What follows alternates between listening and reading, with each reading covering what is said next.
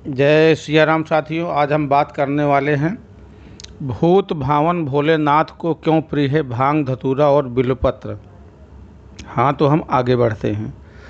भगवान शिव के बारे में एक बात प्रसिद्ध है कि वह भांग और धतूरे जैसे नशीली चीज़ों का सेवन करते हैं। शराब को छोड़कर उन्हें शेष सारी ऐसी वस्तुएं प्रिय हैं। क्या वाकई शिव हमेशा भांग या अन्य किसी नशे में रहते हैं?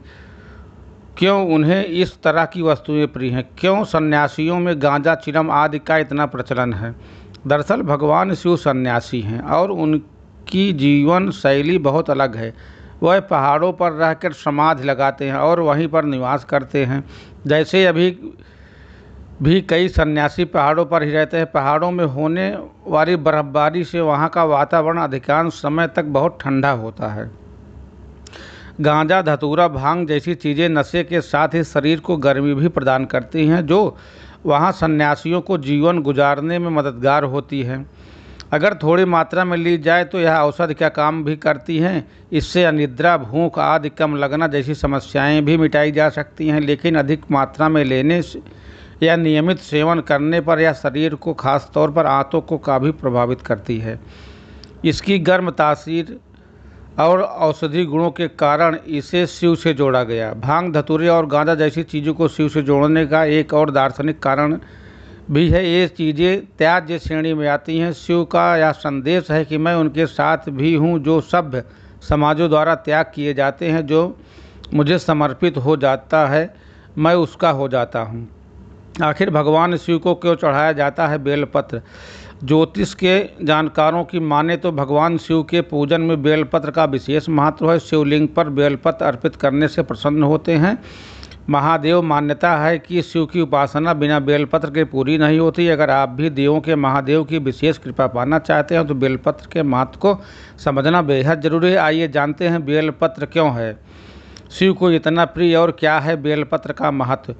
बेल के पेड़ की पत्तियों को बेलपत्र कहते हैं। बेलपत्र में 3 पत्तियां एक साथ जुड़ी होती हैं, लेकिन इन्हें एक ही पत्ती मानते हैं। भगवान शिव की पूजा में बेलपत्र प्रयोग होते हैं और इनके बिना शिव की उपासना संपूर्ण नहीं होती। पूजा के साथ ही बेलपत्र के औषधीय प्रयोग भी होते हैं। इसका प्रयोग करके तमाम बीमारियां दूर की जा सकती हैं। सही तरीके से अर्पित तभी मिलेगा उचित लाभ। ज्योतिष के जानकारों की माने जब भी आप महादेव को बेलपत्र अर्पित करें तो कुछ बातों का ध्यान रखना बहुत जरूरी है, क्योंकि गलत तरीके से अर्पित किए हुए बेलपत्र शिव को अप्रसन्न भी कर सकते हैं। जानिए बेलपत्र से जुड़ी सावधानियों के बारे में।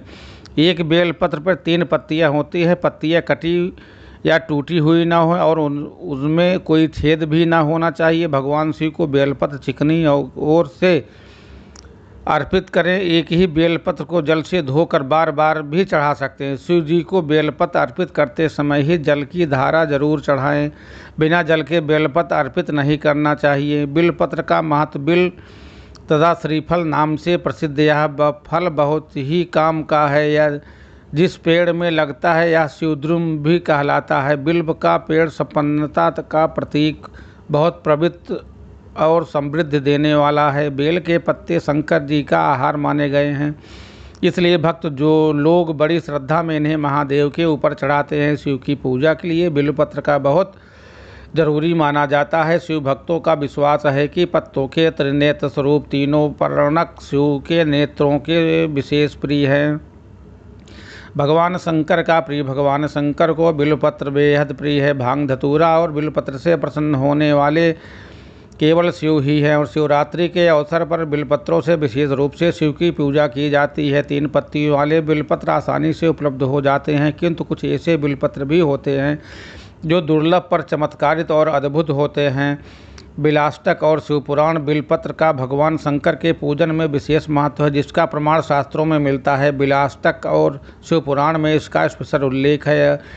अन्य कई ग्रंथों में भी इसका उल्लेख मिलता है। भगवान शंकर एवं पार्वती को बिल्वपत्र चढ़ाने का विशेष महत्व है। माँ भगवती को बिल्वपत्र। श्रीमद् देवी भागवत में स्पष्ट वर्णन है कि जो व्यक्ति माँ भगवती को बिल्वपत्र अर्पित करता है वह कभी भी किसी भी परिस्थिति में दुखी नहीं होता। उसे हर तरह की सिद्धि प्राप्त होती है और कई जन्मों के पापों से मुक्ति मिलती है और वह भगवान भोलेनाथ का प्रिय भक्त हो जाता है। उसकी सभी इच्छाएं पूरी होती हैं और अंत में मोक्ष की प्राप्ति होती है। बिल्वपत्र के प्रकार। बिल्वपत्र 4 प्रकार के होते हैं। अखंड बिल्वपत्र, 3 पत्तियों के बिल्वपत्र, 6 से 21 पत्तियों तक के बिल्वपत्र और श्वेत बिल्वपत्र। इन सभी बिल्वपत्रों का अपना अपना आध्यात्मिक महत्व है। आप हैरान हो जाएंगे ये जानकर कि कैसे ये बेलपत्र आपको भाग्यवान बना सकते हैं और लक्ष्मी की कृपा दिला सकते हैं। अखंड बिल्वपत्र, इसका विवरण बिलाष्टक में इस प्रकार है। अखंडम बिल्वपत्रम नंदकेश्वरे सिद्ध्यर्थ लक्ष्मी। यह अपने आप में लक्ष्मी सिद्ध है, एक मुखी रुद्राक्ष के समान ही इसका अपना विशेष महत्व है। यह वास्तु दोष का निवारण भी करता है। इसे गले में रखकर नित्य पूजन करने से व्यापार में चौमुखी विकास होता है। 3 पत्तियों वाला बिल्वपत्र। इस बिल्वपत्र के महत्व का वर्णन भी बिलाष्टक में आया है, जो इस प्रकार है। त्रिदलम त्रिगुणाकारम त्रिनेत्रम च त्रियाद्युतम त्रिजन्नम पापम संहारम एक बिल्वपत्रम शिवार्पणम। यह तीन गणों से युक्त होने के कारण भगवान शिव को प्रिय है। इसके साथ यदि एक फूल धतूरे का चढ़ा दिया जाए तो फलों में बहुत वृद्धि होती है। 3 पत्तियों वाला बिल्वपत्र। इस तरह बिल्वपत्र अर्पित करने से भक्त को धर्म, अर्थ, काम और मोक्ष की प्राप्ति होती है। रीतकालीन कवि ने इसका वर्णन इस प्रकार किया है। देख त्रिपुरारि की उदारता अपार, कहाँ पायो तो फल चारे एक फूल दीनो धतूरा को। भगवान आशुतोष त्रिपुरारी भंडारी, सबका भंडार भर देते हैं। 3 पत्तियों वाला बिल्वपत्र। आप भी फूल चढ़ाकर इसका चमत्कार स्वयं देख सकते हैं और सिद्ध प्राप्ति कर सकते हैं। 3 पत्तियों वाले बिल्वपत्र में अखंड बिल्वपत्र भी प्राप्त हो जाते हैं। कभी कभी एक ही बिल्वपत्र पर 4, 5, 6 पत्तियों वाले बिल्वपत्र भी पाए जाते हैं, परंतु ये बहुत दुर्लभ हैं। 6 से लेकर 21 पत्तियों वाले बिल्वपत्र ये मुख्यतः नेपाल में पाए जाते हैं, पर भारत में भी कहीं कहीं मिलते हैं। जिस तरह रुद्राक्ष कई मुखों वाले होते हैं, उसी तरह बिल्वपत्र भी कई पत्तियों वाले होते हैं। श्वेत बेलपत्र जिस तरह सफ़ेद सांप, सफ़ेद टांग, सफ़ेद आँख, सफ़ेद दूर्वा आदि होते हैं, उसी तरह सफ़ेद बिल्वपत्र भी होता है। यह प्रकृति की अनमोल देन है। इस बिल्वपत्र के पूरे पेड़ पर श्वेत पत्र पाए जाते हैं। इसमें हरी पत्तियां नहीं होती। इन्हें भगवान शंकर को अर्पित करने का विशेष महत्व है। कैसे आया बेल वृक्ष? बेल वृक्ष की उत्पत्ति के संबंध में स्कंद पुराण में कहा गया है कि एक बार देवी पार्वती ने अपनी ललाट से पसीना पोंछकर फेंका, जिसकी कुछ बूंदें मंदार पर्वत पर गिरी, जिससे बेल वृक्ष उत्पन्न हुआ।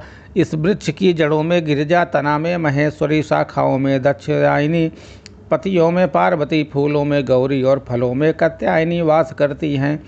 यह एक रामबाण दवा भी है। धार्मिक दृष्टि से महत्वपूर्ण होने के कारण इसे मंदिरों के पास लगाया जाता है। बिल्व वृक्ष की तासीर बहुत शीतल होती है। गर्मी में तपिश से बचने के लिए इसके फल का शरबत बड़ा ही लाभकारी होता है। यह शरबत कुपोषण, आँखों की रोशनी की कमी, पेट में कीड़े और लू लगने जैसी समस्याओं से निजात पाने के लिए उत्तम है। औषधीय गुणों से परिपूर्ण बिल्वपत्र की पत्तियों में टैनिन, लोह, कैल्शियम, पोटेशियम और मैग्नीशियम जैसे रसायन पाए जाते हैं। हर हर महादेव शंभो काशी विश्वनाथ गंगे। दुख हर महादेव शंभो काशी विश्वनाथ गंगे। अगर वीडियो अच्छी लगी हो तो चैनल को सब्सक्राइब जरूर करें। जय